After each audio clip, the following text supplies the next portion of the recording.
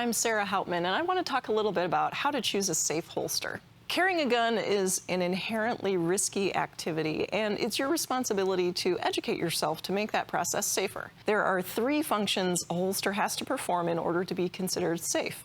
All 3 of them are really important. The first thing your holster needs to do is fully and completely cover the entire trigger guard of the firearm so that you cannot reach in and pull the trigger. If your holster is molded to fit your particular firearm, that's a good start. You want to make sure there's no place where you can get your finger in or where objects could pull the trigger through the outside.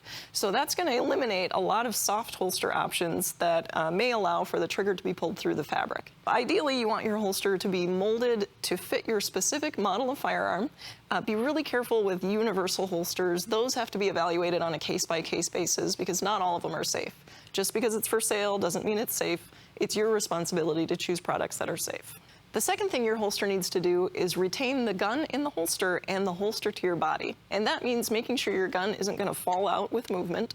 And it also means making sure your holster is not going to fall off of your body. Both of those things are really important. So it needs to retain the gun in the holster and the holster securely to your body. The third thing your holster needs to do is allow for a safe method of reholstering the gun after you've drawn it. Statistically, the time that you're most likely to have an accident is when you're reholstering a drawn gun. So that's the time you want to take the most care and caution to make sure that your gear supports safe reholstering. So ideally, what you'd like is for your holster to stay open when the gun is drawn.